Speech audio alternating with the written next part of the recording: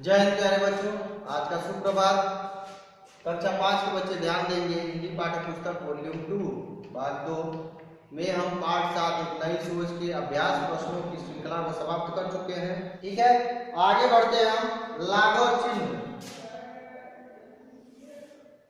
सातवां आपका हो जाएगा लाघव चिन्ह। लाघव चिन्ह का मतलब है लघु से बना है। लाघव लघु अर्थात छोटा, यानी शब्दों के छोटे रूप को प्रकट करने के लिए इस चिन्ह का प्रयोग करते हैं। यानी ये आपका हो जाएगा ऐसे, एक छोटा शून्य जैसा चिन्ह होता है, लाघव चिन्ह कहते हैं। जैसे आपने कभी कभी देखा होगा डॉक्टर, ड में 8 मात्रा ऊपर अर्ध चंद्र बिंदु और उसके पश्चात एक छोटा शून्य लगा होता है।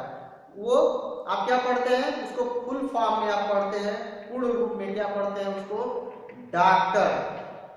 लेकिन ड में 8 मात्रा ऊपर अर्ध चंद्र बिंदु और आगे लाघव चिन्ह लगाने का क्या मतलब है कि हम उसे शॉर्ट में भी पढ़ सकते हैं डॉक्टर। यानी उस चिन्ह को लगाने के पश्चात क्या है कि शॉर्ट में भी एक प्रतीक है, डॉक्टर का संक्षिप्त रूप है, लघु रूप है, छोटा रूप है। तो डॉक्टर श्याम सुंदर मेरे चाचा है। आप देखेंगे डॉक्टर के पश्चात यहाँ पर डा के पश्चात एक शून्य जैसा छोटा चिन्ह है। किसी बड़े पद या शब्द को संक्षिप्त में छोटे करके लिखने के लिए लाघव चिन्ह का प्रयोग करते हैं। नेक्स्ट है आपका उद्धरण चिन्ह।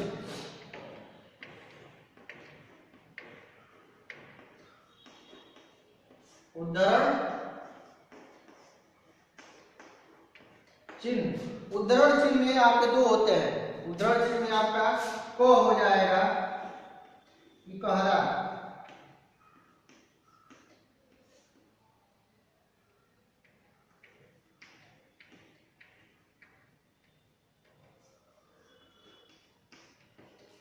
इकहरा उद्धरण जो चिन्ह होता है उसमें आपका इंग्लिश में हम क्या बोलते हैं उसको, सिंगल इन्वर्टेड कामा।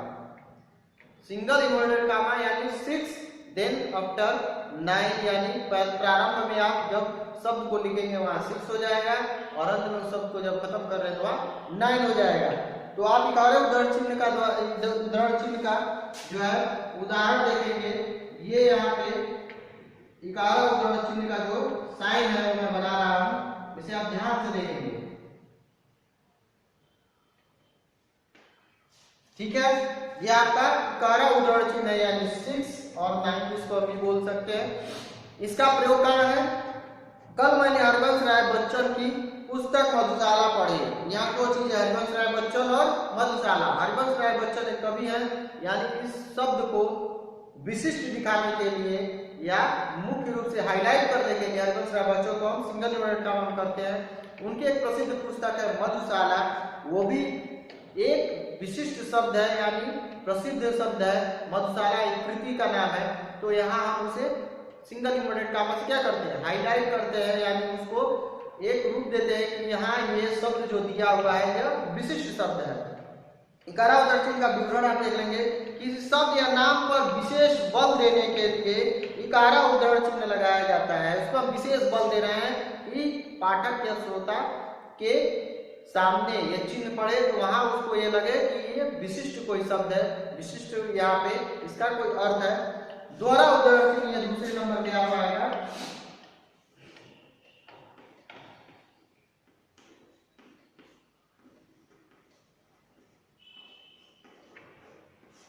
दोहरा उदाहरण में आपका यही जो चिन्ह है वो डबल हो जाएगा, यानी 2 हो जाएगा। तो आप डबल 6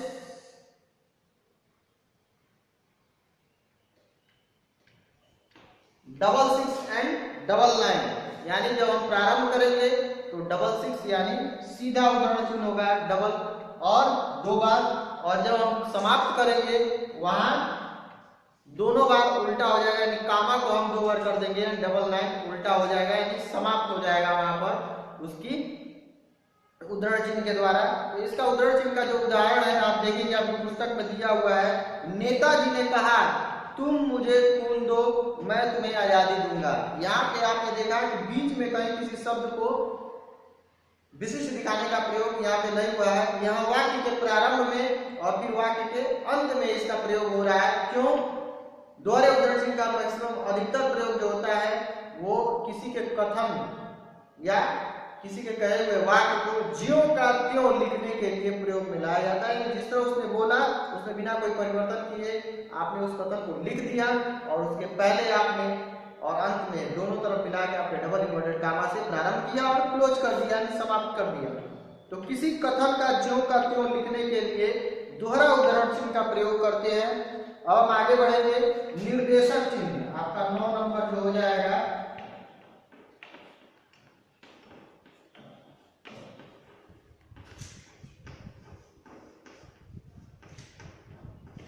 निर्देशक चिन्ह जो होगा आपका योजक चिन्ह से क्या होता है? बड़ा होता है। योजक चिन्ह से क्या होता है? बड़ा होता है। निर्देश से ही बनाया आपका निर्देशक, यानी डायरेक्शन देना, निर्देश देना। यानी हमें अगर किसी वाक्य के बाद अगर ये चिन्ह मिलता है तो यानी हमें उस वाक्य के अनुसार दिए गए वाक्य में जो भी इंस्ट्रक्शन है, जो भी निर्देश है, उनका हमें पालन करना होगा। ऐसे चिन्ह का मतलब है ये दिए गए निर्देशों का आप पालन कीजिए। तो आप देखेंगे बेटा क्या है? निर्देशक चिन्ह है। पापा मैं कल विद्यालय जाऊंगा। दूसरा है दिए गए प्रश्नों के उत्तर लिखिए। इसे तो सभी लोग परिचित होंगे क्योंकि यह आपकी परीक्षा में पूछता भी है। ऐसे शब्द और ऐसे चिन्ह आपकी परीक्षा में दिए भी जाते हैं। इसका अर्थ है कि दिए गए डायरेक्शन के अनुरूप आपको ये कार्य करना है। तो उदाहरण देने से पहले, ठीक है, आप लिखते हैं ना उदाहरण के बाद ऐसे निर्देशक चिन्ह थोड़ा लंबा होता है। योजक चिन्ह से आप उसको लंबा रखेंगे कभी भी। योजक चिन्ह छोटा होता है, निर्देशक चिन्ह उसके 2 गुने में होता है, यानी बड़ा होता है। तो उदाहरण देने से पहले निर्देश देने के लिए या किसी कथन के लिए निर्देशक चिन्ह का प्रयोग है। पहला क्या है? बेटा पापा मैं कल विद्यालय जाऊंगा। यहाँ कथन को जो बोला जा रहा है, यानी कौन बोल रहा है, उसके पश्चात उसके कथन को लिखने से पहले निर्देशक चिन्ह का प्रयोग होता है। उसके बाद उसके कथन को लिखते हैं, यानी उस पात्र के कथन को यानी कहे गए वाक्यों को हम लिखते हैं। तो उदाहरण देने से पहले निर्देश देने के लिए किसी कथन के कहने के लिए आप निर्देशक चिन्ह का प्रयोग करते हैं। विराम चिन्ह यहाँ पे समाप्त हो गया। इससे जुड़े हुए आपके जो अभ्यास कार्य हैं 6, अपने कक्षा में कौन से विराम चिन्ह सीखे उनके नाम लिखकर चिन्ह बनाइए। तो जितने चिन्ह मैंने बोर्ड पे बनाए हैं उनके आप एक तरफ नाम लिखेंगे, दूसरा कॉलम है चिन्ह, यानी उस चिन्ह को बिल्कुल अक्षरशः जिस प्रकार बनाया गया है वैसे ही आप बनाएंगे। पुस्तक और बोर्ड से समझकर इसके बारे में कक्षाएं जब प्रारंभ होगी इनके बारे में आपसे प्रश्न पूछे भी जाएंगे, इवैल्यूएशन भी होगा और टेस्ट भी हो सकते हैं। इसलिए आप इसके बारे में कंफर्म रहिएगा। आप आओ करें साथ, यानी इस पूरे अनुच्छेद को क्या करेंगे?